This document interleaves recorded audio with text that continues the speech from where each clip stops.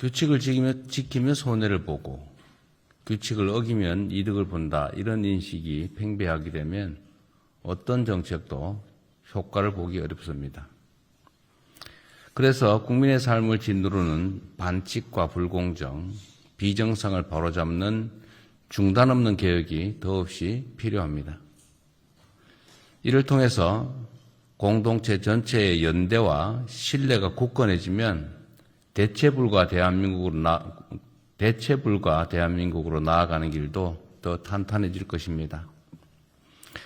거창한 구호나 목표보다는 국민이 체감하는 변화를 만들어내는 것이 무엇보다 중요합니다. 예를 들면 범정부 합동대응단 출범 이후에 보이스피싱 범죄가 눈에 띄게 감소했는데 이런 성과를 사회 전 분야로 꾸준히 확산시켜야 합니다. 매점 매석, 담합, 주가 조작, 국고 부정수급 같은 경제질서 교란 행위와 디지털 성범죄, 마약, 중대재해, 공직부패 등은 국민의 삶에 매우 큰 피해를 입히기 때문에 보다 집중적으로 대응해야 합니다. 개혁은 국민 삶의 실제 개선으로 이어질 때야 비로소 진정한 의미를 가집니다. 중단 없는 개혁, 나아가 지속적인 민생 개혁에 힘을 모아주기 바랍니다. 우리 정부 출범 이후 440여일이 지났습니다.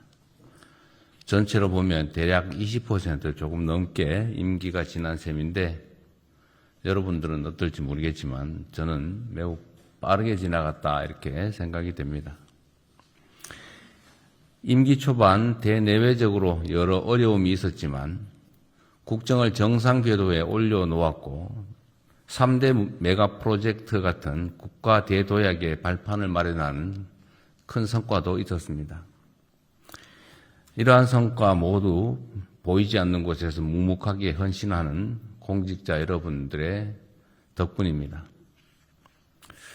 다만 국민 눈높이에서 보면 여전히 미진하거나 속도를 내야 될 부분이 적지 않습니다.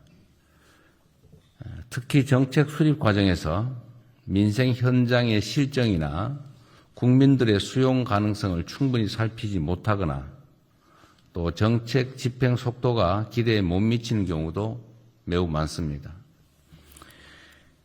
역대 정부들에서도 임기 초반에 긴장감이 느슨해지는 시기에 공직기강 회의로 국민들의 신뢰를 잃는 사례가 자주 발생했습니다. 같은 룰을 다시 범하지 않도록 과거의 사례들을 반면교사 삼아야 되겠습니다. 이제 다시 심기일전해서 임기를 새로 시작한다라는 마음으로 신발끈을 다시 메고 국정 속도를 높이는 데 총력을 기울여 주시기 바랍니다.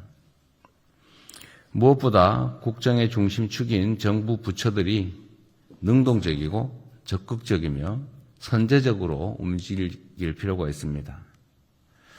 아울러 청와대 역시 각별한 책임감을 가지고 정부 부처들과 적극 소통하면서 창의적이고 속도감 있는 국정을 뒷받침해야 할 것입니다. 공직자 여러분 모두에게 국민에게 체감되는 변화를 만들기 위해서 있는 모든 역량을 집중해달라는 당부를 드립니다. 이상입니다.